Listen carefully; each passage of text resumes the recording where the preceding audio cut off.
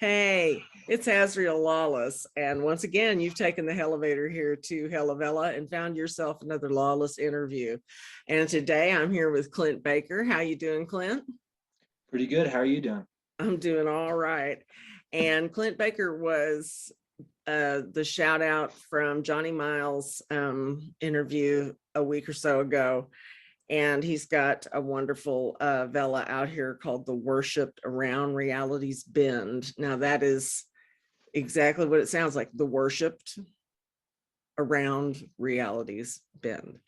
And so I want to talk to Clint about that. And what's the first question I ask everybody and put you on the spot because I love the various answers that I get. When did you get started writing? I got started in third grade. Um, Ooh. yeah, I saw a very distant historical relative in a book, and I was like, got really into like learning about his story and what he did. Uh, and I decided to start writing little short stories. And I first off, I had like a series I kind of liked watching. I can't remember what the name was, so I wrote like basic fan stuff for that, just jacking around. Then I just kept going, writing short stories. Actually, a lot of the short stories that I wrote just kind of growing up are part of this series, and the first part of the Worship Around Reality's Bend. Now that is a little unusual for a name. I want to come back to that. I don't want to skip this question, and I want to be careful because I've gone in this format for so long. People be like, "What a ripoff! She didn't find out when he got into Vella." Well, so I got to find that out first. So when did you hear about Vella? Had you already been writing out on Kindle or? I had been writing just for myself mostly. I was learning in college and building up my tools and figuring out my voice as a writer. Uh, then I was trying to figure out how I wanted to start publishing, and I was exploring different platforms, seeing what was there. Serial fiction drew me because I figured it was a really good way to set out my short stories, especially for the worshipped, because it is technically it's just a series of short stories, but going through time. And then I did a little bit of research and on Vella and figured out how it was gonna work, and I settled with Vella, and that would have been when it was first announced, like around March, April of last year. And then Mhm. when they were asking for their call for writers, I just kept uploading and uploading and sending them out. How many episodes do you have in the Worshipped Around Reality's Bend? Currently, I have 45. I have taken a little bit of a break for myself, but the next episode's coming out next week and continuing. 45 episodes. Mhm. Okay, so you say that this is technically a collection of short stories, Mhm. and they just travel through time. That's pretty cool. So the Worshipped Around Reality's Bend, you're taking a look at God through time. Yes, I structure it as a retelling of the history of Earth through the eyes of gods. Uh, because from the way I think about them, I think time would function differently. So having it play out real slow would be, I guess, a little tedious. But having them as short stories, it makes more sense to have your time breaks that way. Wow. So Okay. Okay. those So how would periods. you, Oh, I'm sorry. Go ahead. I was going to say, how would you classify your writing? As in experimental mostly. Uh, I think that I do take a lot of influence from fantasy writing, but mostly through mythology. So Okay. I play on the tropes from mythology. So experimental fiction. Mhm. Wow. Wow. Okay. Using mythological tropes. Wow. Yep. Okay, so before I hit record, we were also talking about another venture into Vela that you've taken, and that is with Eric Eisen and his Mhm. team of writers who write for, what is the name? Vella's Florigellum. I get tongue twisted too. Florigellum. Yes, ma'am. What does that mean? It's like more like a scientific collection. All right. So that is an effort with a bunch of you guys contributing to the volume itself. I think you guys are you participating again in this next volume? I guess you guys are done with the time travel one, right? Yes, I will be participating. And what's this next one? I'm trying to think. What did he say this was about? Clockwork mechanisms or? Yes. Ah, It's Cursed Clockwork, I believe. do you have any plans for other Vellas, since you got the one of your own collection? Mhm. And And then the anthology where I have Pest Control, Eros's Arrows, and Hero Complex out so far. I do have one more coming along that's I've been editing and trying to figure out the kinks before I release. That one's going to be called Feast for Senators. That's about Feast for Senators, about cannibals in the government, systematic cannibals in the government. And then I'm going to have Thought Train, which is just would be serial nonfiction. So just things that come to my mind that I think about that either are entertaining to me or someone else thought was an entertaining idea that I brought up in conversation. oh wow, that ought to be fun.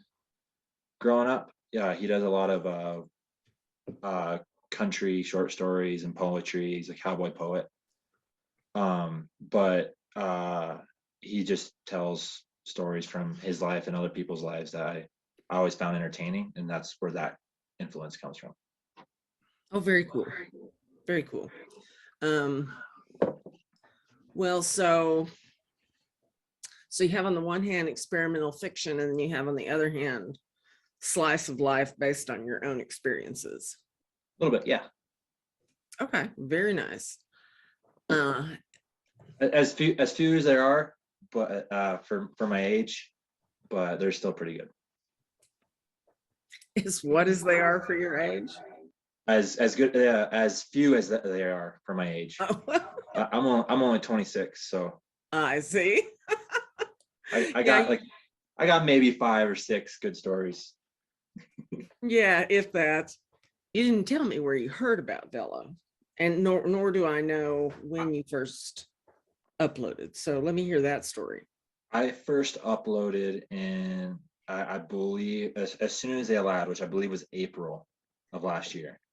And I heard from Vella, I think through an email that Amazon sent out. It was a call for writers, and that I was been subscribed to various Amazon platforms. Oh, very cool. So that's when you first you put it up there. So you lit up in July when they turned it live. Yep, I think I had 10 or 12 episodes uploaded at that time. Hey, awesome. Wow. Now, what's the average length of your episode? Do you know that off the top of your head? So off the top, it depends on when I'm busy, because I have a periodic schedule that just flips me around. I shoot for 1,500 words, but during my busy season, it goes down to between 700 and 800 words. Oh, wow. Okay.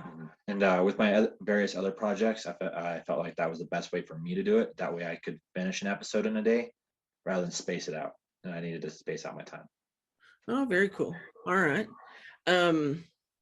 I think as I've been talking to other authors, I think that 1,500 words is a real sweet spot. That's kind of where I start getting tired of reading, and I start flipping forward to see if it's going to end pretty soon, you know? So Yeah. 1,500 words, 1,600 words around in there. So are you, okay, so Peace for Senators and Thought Train. Yep. Any plans to take any of this farther, like The Worshipped? Are you thinking about taking it and putting it on Kindle then and making it available as an anthology there? Actually, this year, the first 2 parts. So part 1, which is all the way through Istria, and then part 2, which is your first people and first gods section, will be available sometime in the next couple months on Kindle. And I'm pretty close. I just need to do some of the kinks. I have a couple more stories to edit, and I have my design set up. A friend of mine, Erin Diller, did that for me, and she did amazing. It's a beautiful cover, and Oh, wow. yeah, Wonderful. she actually did my cover for the worship too, and she does amazing work. A lot of books are becoming ripe for publishing, and it's really, really neat to see. I know mine will be coming out too, and I'm excited. I'm excited. Kindle Vella is a great tool for writing books because it allows you to get your work out and get eyes on it, so then you can build and figure out the kinks in it. Yeah, what's working, what's not working. Mhm. You know, some people are even using the polling now to figure out which direction to take the story, Mhm. which is the most popular direction to take the story. And I think that's really cool. It's just Mhm. making use of the tools that we have. Seems like a natural evolution, if you will, for writing writing and reading the way Mhm. that we do it now. In the past, before that, I was using Facebook, my Clint Baker stories on Facebook, and there people are allowed to like message me through there through each post, and that's kind of how I was figuring out how things worked. Like I have 2 bulls named Baller and Baller, but they both think their name is Baller and Baller, so Baller and Baller and Baller and Baller. And they're just 2 big meatheads, and everyone loves them. And every time they come up, they talk about how much they love them. And Okay. like, they're not really characters I wanted people to get attached to, but I love that they're enjoying them. That is pretty cool. Pretty much anything that you've done that captures the imagination enough for them to remember it has got to be a solid win, right? Yeah. That's the way I look at it. Yeah. Got so many things competing for your attention in any given day. What do you commit to memory? What do you chat about? What do you even bring up? You know? So it's good when somebody remembers anything about what you did. We live in a fire hose world, baby. So anything that sticks, let's just call that a victory. So you've been out here for a while. Have you had a good experience? Has it been good for you? Yeah, actually it's been really good. Bonuses surprised me. I didn't think they were gonna do Wasn't that a that. shocker? Yeah, and I was making like a few bucks here and there with depending on who came in. And I thought it was really interesting to, like, for me as a writer, to be able to get paid a little bit for writing was just mind blowing, because I just was doing it for fun. So now all of a sudden I got like a little bit of income there. Yeah. Then but my only complaint was maybe some of the other writers. I think they just got a little antsy. They were getting a little impatient at the beginning. It seemed like there would be an influx of writers, but then they'd drop off. They'd get upset for one thing or another, rather than just let the platform work out how they're wanting to run it. I felt like that people were just losing their patience at first.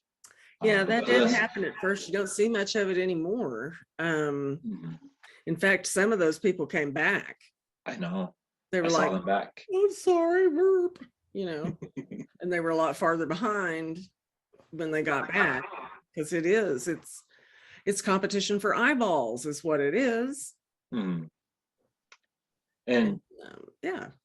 And I think it was definitely learning for a lot of a learning curve for a lot of us new writers, because I've been learning how to advertise myself out there, which I'm not used to. Normally I have a very minimum social media presence.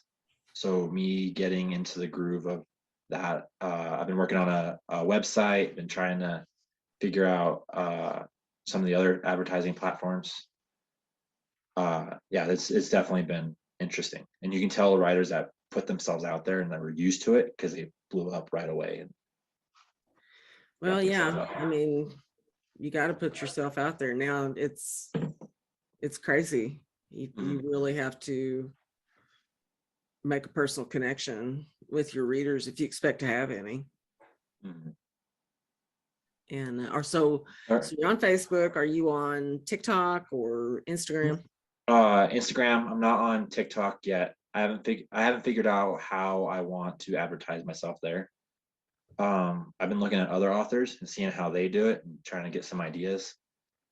Uh, but other than that, just the website and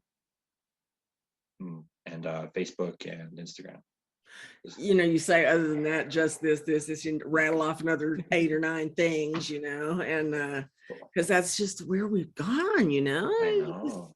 Like you were saying, and I think at least what I was hearing and what you're saying was you were writing at some level out on Kindle, making a buck or two here and there and whatever. But when Kindle Vella came along, and especially once the bonuses became known, the level of game people were bringing Mm-hmm. was Massive. just got nuts. Competition went up for sure. Way up, Yeah. way up. And so yeah, which I guess that's also the bigger the carrot, the faster the chase. It's Mm-hmm. going to be like that forever, I guess. Right? Yeah, I understand though. And like I said before, I write more for me, so I play on what rules I'm trying to figure out because I'm learning everything. Right. And you've got time. There's no reason to live all at once. And I think that I know a lot of us tried it. I know I did. I got burned out after a while. And then, of course, I got COVID, and that really put me on my butt and got me to go back to a normal type schedule. Like, okay, I can't do everything at once. It just can't happen.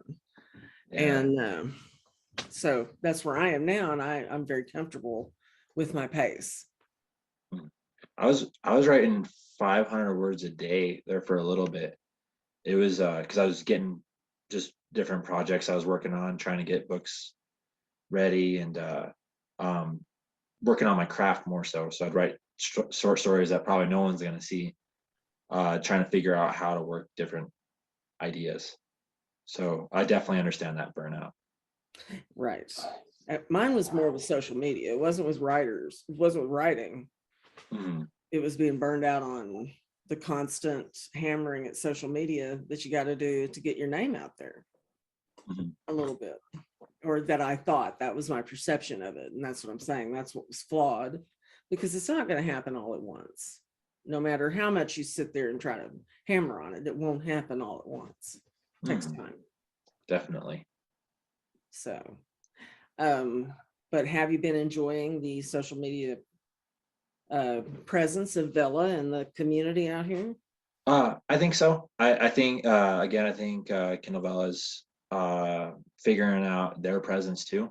I noticed they're doing Instagram and Facebook ads, which one, and they I know that they've been advertising out in the world. So some people have posted pictures of their series up on billboards or the uh, televisions. Um, but yes, I have enjoyed it. I think it helps me see what's going on because different people interact with what I say or what I do, and then and tell me what they're enjoying in the series. So it's kind of a surreal thing to have people enjoy my work.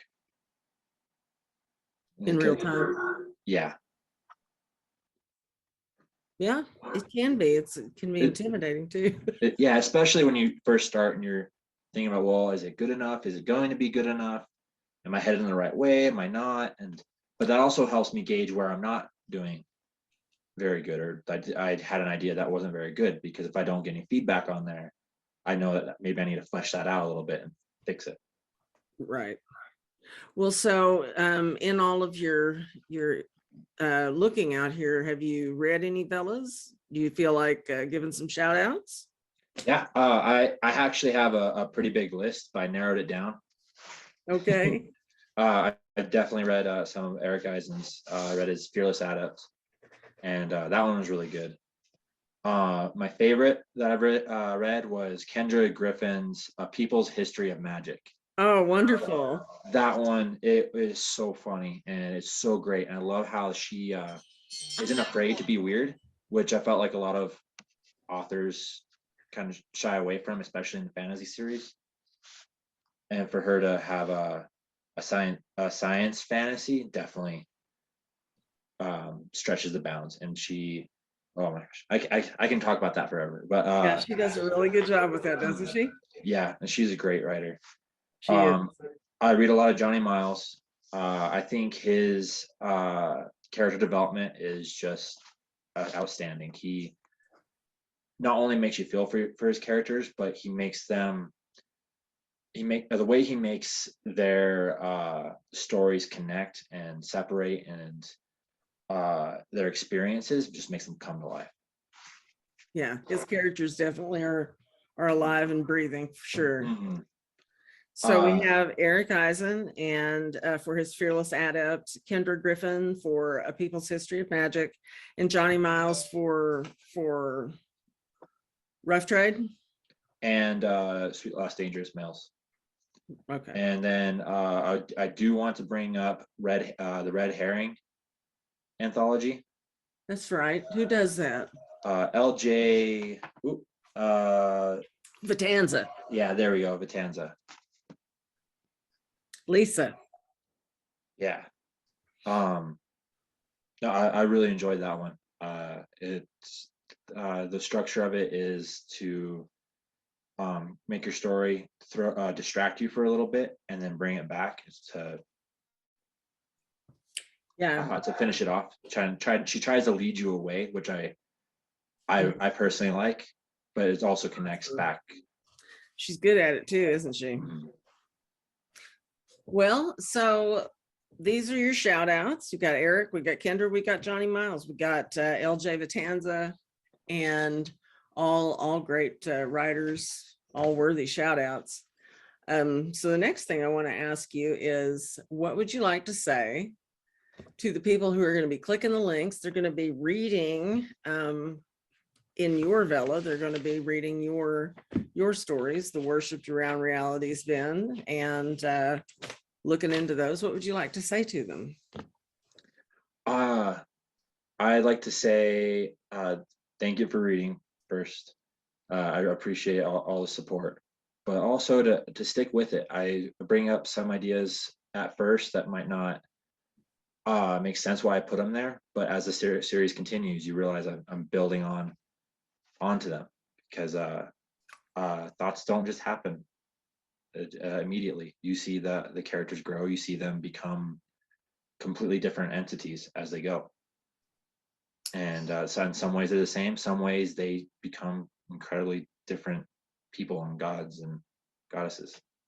Neat. Well, that sounds like something good to bear in mind while you're reading his stuff.